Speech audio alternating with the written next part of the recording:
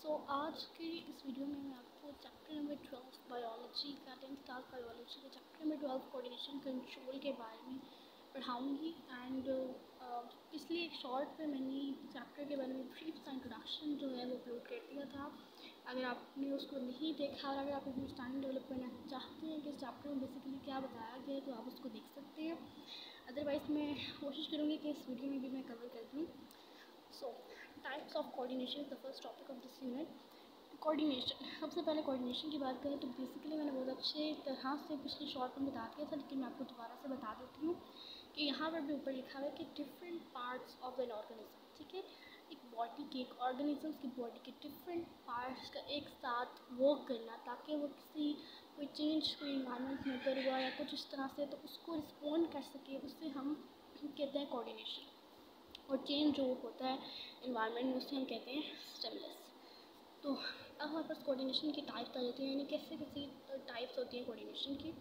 तो बेसिकली हमारे पास दो टाइप्स होती हैं। ठीक है, उसको बताने से पहले मैंने ऊपर से मैंने कोई ब्रीफ सा इंट्रोडक्शन दिया हुआ, मैं आपको वो बताती हूँ, उसके बाद हम चलते हैं। सबसे पहले उन्होंने बताया है कि जैसे कि इरेटेबिलिटी एंड सेंसिटिविटी का उन्होंने बताया है कि लिविंग ऑर्गेनिज्म के कैरेक्टरिस्टिक फीचर्स होते हैं। वैसे अगर मैं आपको इनका मीनिंग बताऊँ तो इरेटेबिलिटी का मीनिंग होता है कि चिड़चिड़ापन, और सेंसिटिविटी का मतलब होता है हसासियत। बायोलॉजी में इनका मतलब ये होता है कि किसी भी स्टिमुलस को रिस्पॉन्ड करने के लिए जो फीचर्स जो होते हैं ना लिविंग ऑर्गेनिज्म वो इन्वॉल्व इरेटेबिलिटी और सेंसिटिविटी। ठीक है, अब उन्होंने स्टिमुलस, रिसेप्टर, फैक्टर्स की डेफिनेशन भी दी हुई है। तो स्टिमुलस, जैसे मैंने आपको पहले कहा था, कोई भी चेंज एनवायरनमेंट में अगर होता है तो उसे हम स्टिमुलस कहते हैं। ठीक है, और रिसेप्टर कहते हैं कि बॉडी का ऐसा कोई भी ऑर्गन या पार्ट जो कि उस स्टिमुलस को जो है ना वो रिसीव करे।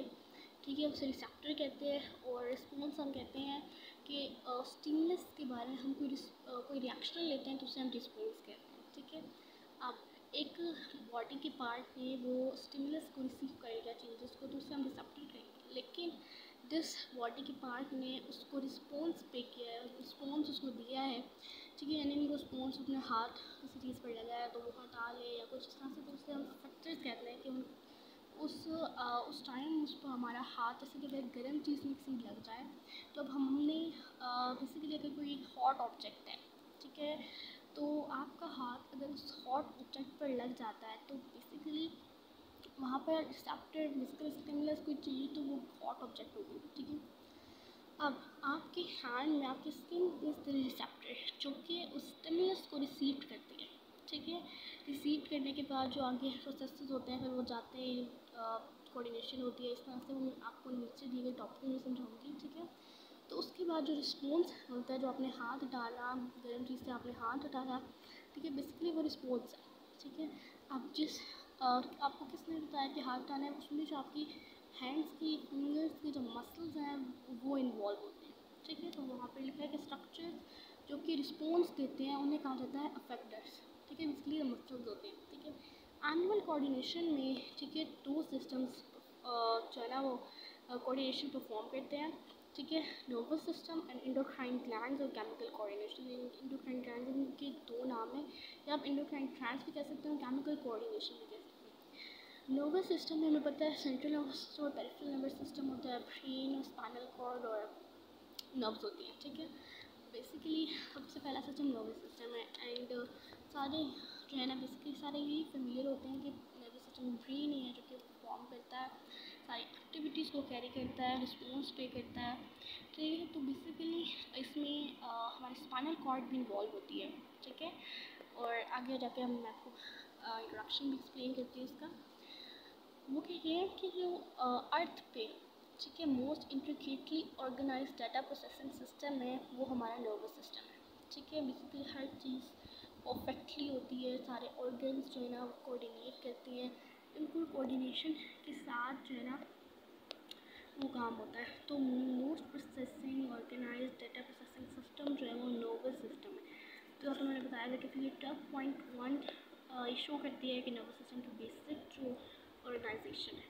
ठीक है, उसके बाद उन्होंने हमारे पास फंक्शंस दिए हुए कि इस सिस्टम में 3 इंटरकनेक्टेड फंक्शंस होते हैं, यानी ऐसे फंक्शन जो कि जुड़े हुए होते हैं। ठीक है, that is sensory output, integration and motor output. Basically जैसे उन्होंने बात की है प्रोसेसिंग, डेटा प्रोसेसिंग सिस्टम की, तो उसी मीन्स में मैं अगर लोगों के आपको कंप्यूटर के बारे में बताऊँ तो कंप्यूटर बेसिकली हम कंप्यूटर को या अगर आप रिसर्च करते हैं तो आप क्या करते हैं, आपको इनपुट प्रोवाइड करते हैं। जैसे हमने किसी फॉर एग्जांपल आप यूट्यूब की बात लीजिए, अगर आपने बायोलॉजी के चैप्टर को के बारे में स्टार्टिंग डेवलप करनी है तो आप यूट्यूब पर यही सर्च करेंगे कि chapter number 12 coordination and control of in class, ठीक है, ये सब, ठीक है। तो बेसिकली ये जो है वो एक इनपुट है जो कि आपने यूट्यूब को प्रोवाइड किए, फिर उसकी प्रोसेसिंग होगी और फिर वो डिफरेंट वीडियोस आपको जनरेट करके देगा, ठीक है, जो कि आउटपुट होगा।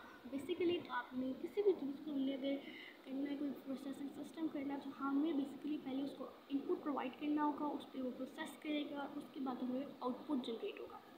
तो इसी तरह से वो कहना है कि सिस्टम की 3 फंक्शंस हैं, that is sensory input, integration and motor output. Sensory input is triggered by stimulus, यानी कि जो चेंज है बेसिकली वही हमारा इनपुट है, वो हमारे बॉडी को इनपुट प्रोवाइड करेगा, उसके बाद भी उस पर जो है ना वो होंगे प्रोसेसिंग, ठीक है। सेंसरी इनपुट जो है ना वो स्टिमुलाई से ट्रिगर करता है, जैसे कि लाइट और टॉर्च। लाइट और टॉर्च यहाँ पर इसलिए दी हुई है क्योंकि यहाँ पर उन्होंने आइस की एग्जाम्पल दी है, यानी कि आइस पे अगर जैसे लाइट और टॉर्च आती है तो वो जो है ना वो हमारी सेंसरी इनपुट होती है, ठीक है। यहाँ पर हमारी टॉर्च के लाइट ने टच किया, फिर हम आइस को बंद कर लेते हैं इस तरह से ना, तो ये सेंसरी इनपुट होगी, ठीक है। सेंसरी इनपुट क्या होती है, कंडक्शन ऑफ सिग्नल्स होती है फ्रॉम सेंसरी रिसेप्टर्स। तो रिसेप्टर्स हमने पढ़ा है कि सेंसरी रिसेप्टर्स जो होते हैं वो रिसीव करते हैं स्टिमुलस को, ठीक है। तो जो सेंसरी इनपुट है वो कंडक्शन ऑफ सिग्नल्स है सेंसरी रिसेप्टर्स, प्रोसेसिंग सेंटर, ठीक है। सेंसरी इनपुट से जो हमें रिसीव होता है, रिसेप्टर्स जो हैं उनको प्रोसेसिंग सेंटर्स तक लेकर जाते हैं। जो प्रोसेसिंग सेंटर्स में हमारे पास 2 सिस्टम्स इन्वॉल्व होते हैं, ब्रेन एंड स्पाइनल कॉर्ड, ठीक है। दोनों जो है ना वो फंक्शंस परफॉर्म करते हैं, ठीक है। रिएक्शन अगर हमें देना है स्टिमुलस का, तो ब्रेन और स्पाइनल कॉर्ड दोनों इन्वॉल्व होते हैं, ठीक है। अब बात ये कि ब्रेन किस में इन्वॉल्व होता है, स्पाइनल कॉर्ड। तो जैसे मैंने बात की कि अगर आप किसी हॉट ऑब्जेक्ट को टच करते हैं तो अब विद इन मिली सेकेंड्स अपना हैंड जो है ना वो पीछे कर देते हैं, ठीक है। तो बेसिकली उस वक्त आप ये नहीं सोचते कि अच्छा मैं हाथ उठाऊँ या ना उठाऊँ, क्योंकि ब्रेन जो है ना, ब्रेन में जो इन्वॉल्व होती है थिंकिंग। अब मैंने यहाँ से उठ कर के इंसान है या मैंने अपना हैंड हिलाना है या मैं जिससे भी बात कर रही हूँ, तो इसमें मेरा ब्रेन इन्वॉल्व है। मेरा ब्रेन मैसेज दे रहा है ऑर्गन्स को कि एक्चुअली फंक्शन परफॉर्म करना है, then I can be able to perform this function, ठीक है।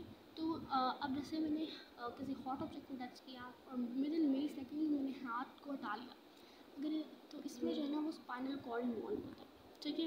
विद इन मिली सेकेंड्स के अंदर वो क्या कर देता है, वो हमें ऑर्डर दे देता है कि हमने बेसिकली हैंड्स हटाने हैं, ठीक है। अगर इसमें ब्रेन इन्वॉल्व हो तो जब तक ब्रेन प्रोसेसिंग करेगा तब तक तो आपका हाथ जल चुका होगा, ठीक है। तो बेसिकली वो कह रहे हैं कि फिर उसके बाद इंटीग्रेशन जो है वो क्या है, वो सेंसरी सिग्नल्स, यानी कि जैसे कि इंटीग्रेशन वो रिस्पॉन्स किया ब्रेन का प्रोसेसिंग किया तो उस पर थिंकिंग होती है कि बेसिकली ये रिस्पॉन्स आएगी, स्टिमुलस है, इस पर ये रिसेप्टर ने जो है ना वो सेंसरी इनपुट रिसीव की है, इसके बारे में हम क्या रिस्पॉन्स लें, ठीक है। तो उसे इंटीग्रेशन कहते हैं कि जो रिस्पॉन्स को देना, ठीक है, इंटीग्रेशन है। उसके बाद क्या रिस्पॉन्स हमने देना है, उसकी जो प्रोसेसिंग होती है उसे इंटीग्रेशन हो जाता है, ठीक है। अब सेंसरी इनपुट ने ये रिसेप्टर्स ने सेंसरी इनपुट को रिसीव कर लिया, ठीक है। अब उसके बाद वो प्रोसेसिंग भी होगी, इंटीग्रेशन, ठीक है, इंटीग्रेशन भी होगी, यानी कि ब्रेन स्पाइनल कॉर्ड तक वो मैसेज भी चला गया। अब किसके ज़रिए गया, वो बेसिकली न्यूरॉन्स के ज़रिए जाता है, that is the functional and structural unit of nervous system, ठीक है। अब वो भी हो गया, अब वापस उस रिस्पॉन्स लिए वापस जाना है अफेक्टर्स की तरफ, ठीक है। तो वो हम कहते हैं मोटर आउटपुट। मोटर आउटपुट जो है ना वो सिग्नल्स की कंडक्शन है प्रोसेसिंग सिस्टम से अफेक्टेड, ठीक है। रिसेप्टर्स जो है ना या सेंसरी इनपुट जो होता है ना वो रिसेप्टर से प्रोसेसिंग सेंटर तक जाता है और मोटर आउटपुट प्रोसेसिंग सेंटर से अफेक्टर्स तक जाते हैं, ठीक है।